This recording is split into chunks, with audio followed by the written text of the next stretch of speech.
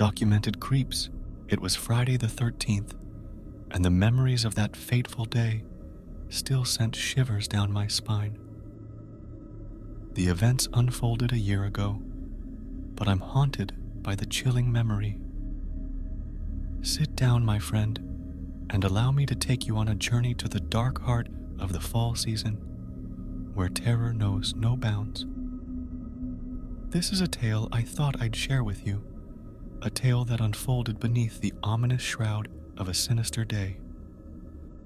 I reside in the UK, where the autumn days turn to eerie darkness by 4 p.m., and that particular day was no different. It was school autumn break, and children were scattered throughout the land, adding to the eerie aura that seemed to permeate every corner. My girlfriend's brother was also at home, and the school break meant he was in our care. At that point, I'd been dating her for a year, and her family knew me well. Her brother, in particular, seemed to relish my company. Yet, my girlfriend had been grappling with stress, and her parents had planned to embark on a day-long journey across the country. They asked me to look after her brother, but I thought it wise to give her a day of solitude to unwind. So, I proposed to her parents that I take care of her brother, and they readily agreed. I arrived at their house around 8 a.m., just before they set off on their journey. About an hour later, my girlfriend's brother woke up, and she followed shortly after. We ventured out for breakfast at a local cafe and returned home once our meal was finished. With her safely home, I took her brother to the park to while away the day. As we arrived at the park around 2 p.m., it was bustling with life and laughter, a comforting sight.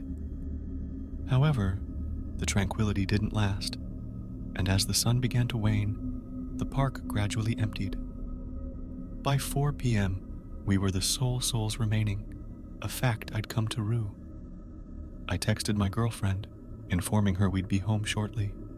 She responded with a casual, "Okay." Time slipped through my grasp as my girlfriend's brother and I reveled in our solitary adventure.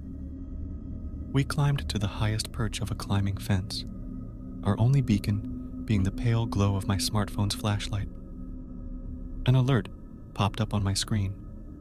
My girlfriend was inquiring about our whereabouts.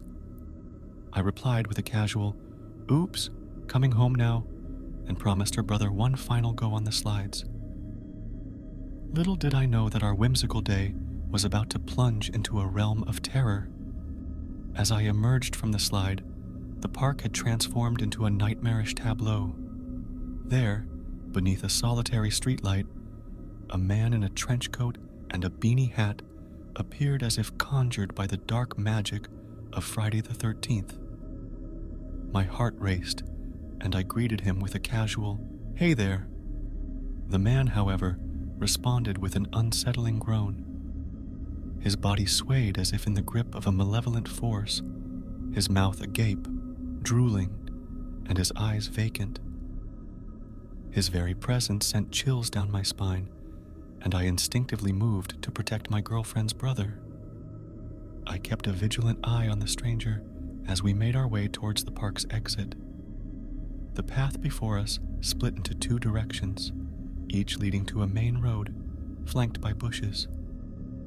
I chose the one on the right and continued to check behind us.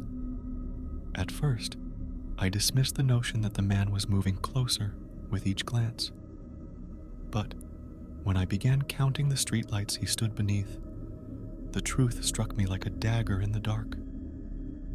What was once 2 became 5, and his eerie groaning persisted. I quickened our pace, and as we rounded a corner, I believed we had left him behind. We couldn't have been more wrong.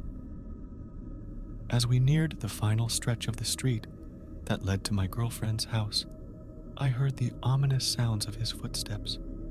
He was running, and his groaning had transformed into a malevolent snarl. I kicked into a sprint, cradling my girlfriend's brother close. The man's presence grew closer with every stride, and I didn't stop until we turned down an alleyway near my girlfriend's house. A massive bush offered a modicum of concealment, and I bombarded my girlfriend's phone with messages, pleading for her to open the back gate.